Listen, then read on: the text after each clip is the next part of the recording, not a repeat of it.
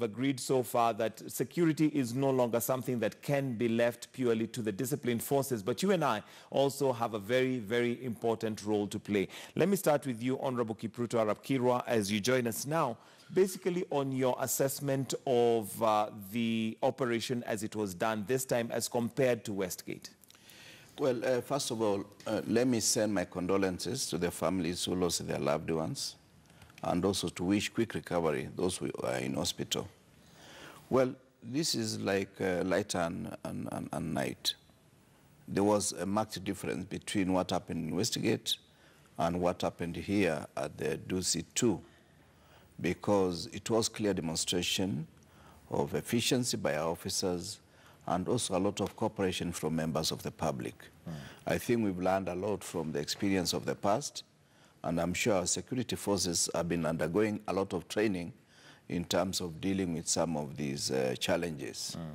My recommendation or my request is, apart from us being more cohesive as a nation and to identify individuals who may be suspicious in our own estimation, it's also important that our security, including some of these young men and women manning the gates of various institutions, should be given some specialized training so that they are also able to detect and also take cover whenever the situation is, because they are found there and they are killed helplessly.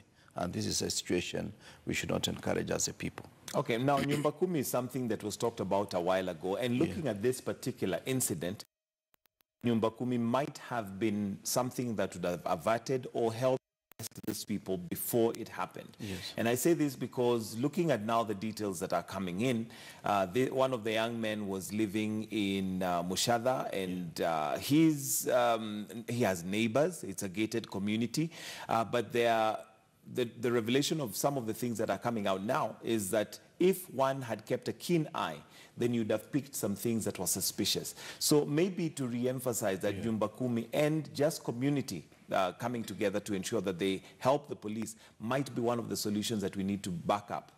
Yeah, you know, urban life, Michael, is different from a rural life.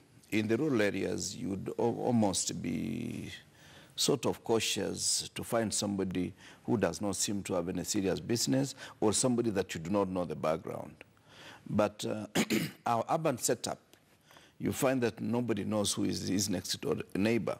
And this is something that we copied from the British, and we are still keeping it. And yet society demands that we must network more efficiently. I say this because compared to Tanzania, a place I lived for 10 years in my early childhood, it is very important. Even today, when I go visiting my relatives in Tanzania, they will have to report that we have a visitor from Kenya and give all the details that, are presented.